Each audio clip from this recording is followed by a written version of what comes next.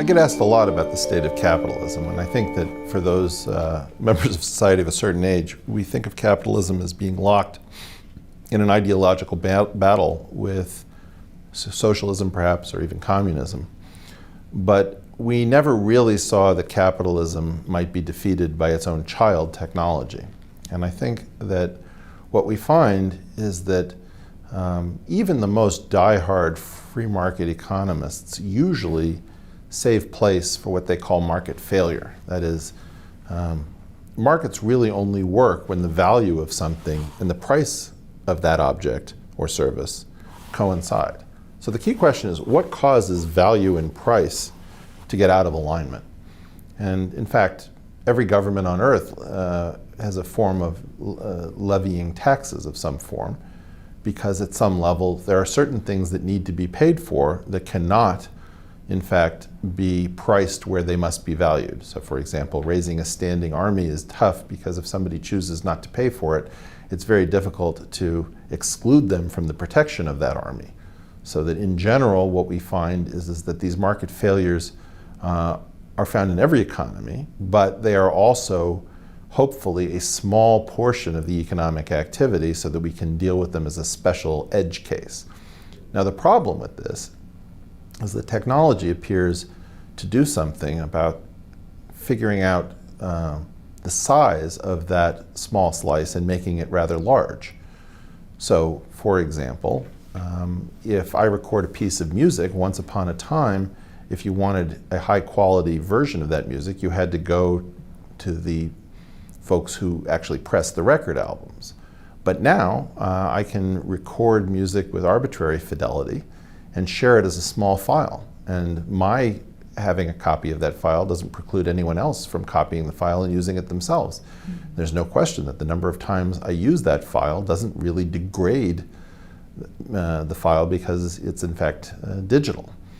So in that situation, musicians were among the first to feel the earth crumble beneath their feet, and they had to find new business models because in fact they found that they had gone from producing a private good where price and value coincided to producing a public good, and the idea of taxing people to pay for both an army and their diet of jazz and rock and roll probably didn't make a lot of sense.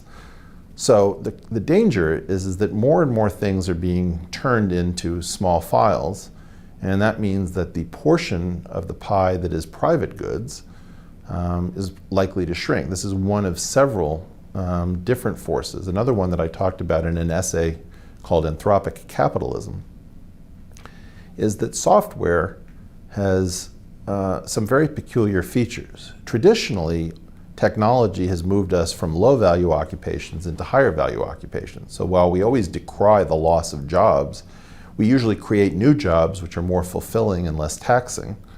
And therefore, those who've cried wolf when they've seen technology laying waste to the previous occupations, those people have usually just been wrong. But the problem with software is that software spends most of its time in loops. Almost all code can be broken into two kinds of code. Code that runs once and never repeats, and code that loops over and over and over. Unfortunately, what jobs are is usually some form of a loop where somebody goes to work and does some version of whatever it is they've been trained to do every day.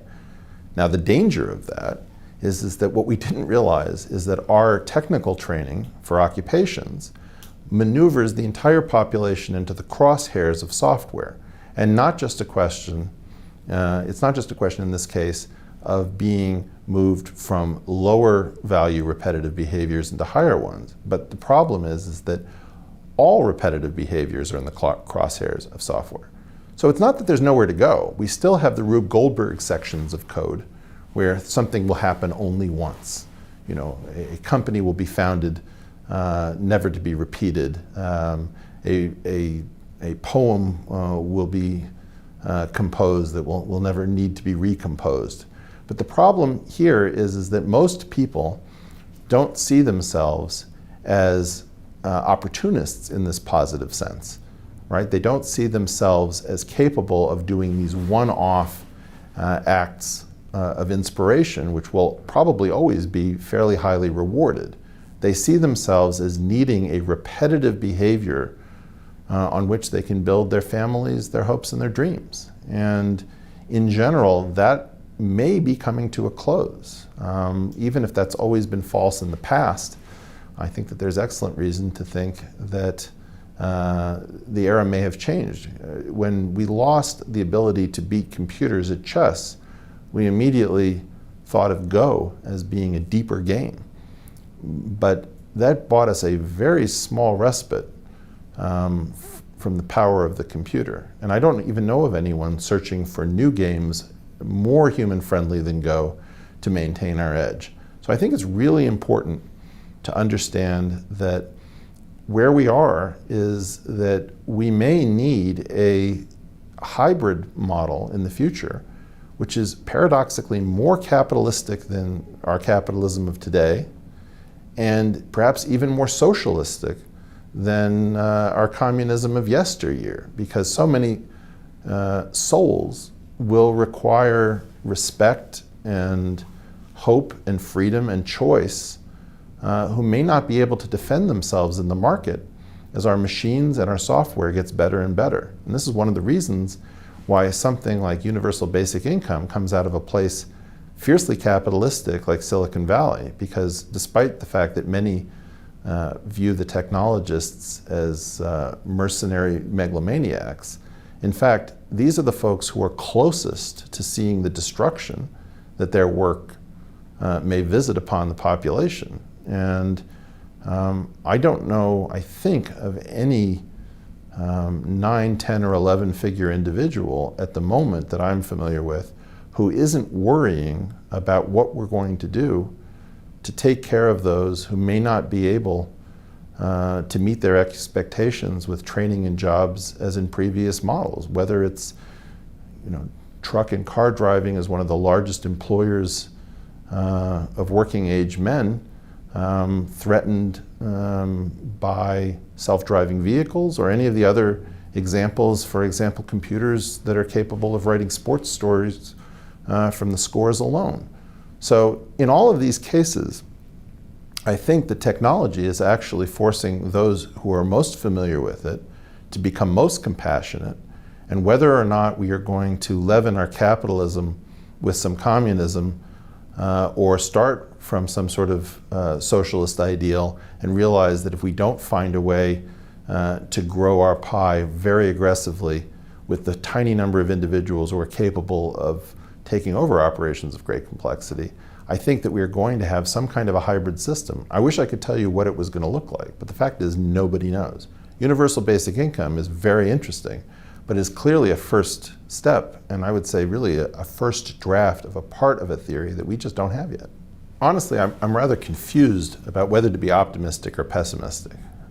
One of the things that I find most perplexing is that our government is still populated by people who come from sort of softer disciplines, if you will. Whether that's law, whether these people come from poli-sci. Very few people in government come from a hardcore technical background. There are very few senators who could solve a partial differential equation, or representatives who could program a computer. And I think that this is really a terrible inversion of what should be happening. As the world becomes more technically demanding, it's important that the children of engineers, mathematicians, and scientists grow up with the children of politicians or executives. And what we've seen is this terrible economic stratification where the technical professions were turned into support roles for this different leadership class. Now, during the 50s, for example, we would have university presidents who might come from a physics background, such as we had at the University of Pennsylvania. The atomic bomb came out of World War II, as did radar. We came to understand the incredible power of computers like ENIAC.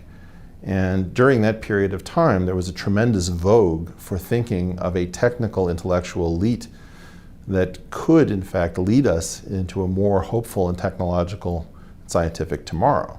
somewhere along the line that got lost. And I'm very concerned that we have the technical talent to build an optimistic future, but that for whatever reason, we're so terrified now of those technical folks that we keep attempting to subordinate them, to keep them on a leash, to make sure that they are not the ones in the know with power, with decision-making abilities.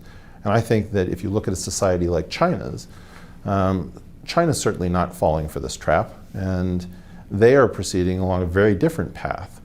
So I think whether or not we understand where we are and we make the correct decisions for the optimistic future depends as to whether we have the right leadership class. Do we view our technical people as support staff for the true decision makers, or do we realize that in fact these are the people who should have been making the decisions all along? And I think if you think about, for example, the Challenger disaster, it was the management class that didn't understand the real risks. The engineers knew just how much risk was being taken. And I think that, in fact, if we could just invert that relationship, we'd have a much better chance at an optimistic outcome. I can't say that I started out thinking that market capitalism is dead, but I think I've been reluctantly pushed towards that conclusion. I think so many of the recent reports on our economy with tech firms sitting on huge cash war chests, buybacks, recoveries without much progress in terms of wages, the middle class continually losing ground, young people unable to start families, and the propensity for first home purchases decreasing have led me to question whether we have a million little fires that need to be put out or some sort of central explanation. And I think that actually the world makes a lot more sense if we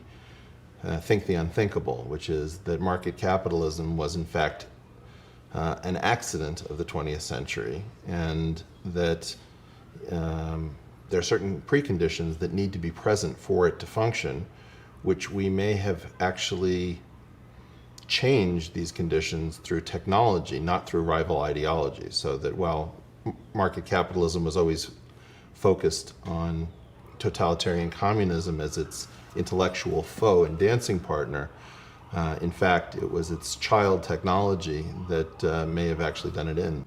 A lot of our training, in fact, almost all of the training that we know how to do repeatably, like in medicine or law or accounting, is predicated on the idea of expertise, that we should teach people through a one-time major investment in their education with a small amount of continuing education to keep them current, that they should do some looped, repetitive pattern in the pursuit of expertise in a field in order to feed themselves and their families. And I think that the problem is that our educational system has maneuvered them into the crosshairs of software so that they are in fact training to do what software does best. And if this leads us to a very uncomfortable paradigm. I think the reason that few of us are talking about the death of capitalism is that we don't want to leave the shore that we know until we know there's some landmass that we can swim to. And there is, as yet, no ism, not communism, not socialism, not capitalism, that I see as capable of taking over the management of these complex emergent systems that we see in our cities and in our economies. Software isn't threatening to obviate the lowest value repetitive behaviors. It's actually threatening to obviate all repetitive behaviors. So instead of moving people from low value repetition to higher value repetition, it's really threatening to move everyone who is in a repetitive framework into the only remaining thing that we have a definite edge over the machines with, which is some sort of singular act, some act of violent creation. And unfortunately, we have no known educational system that imparts this ability. And so we have a really interesting educational puzzle, which is how do those who have proven an ability to create and do something unprecedented pass that knowledge and that ability to others, because the danger is that we'll actually crowd out the nascent ability to create in our pupils.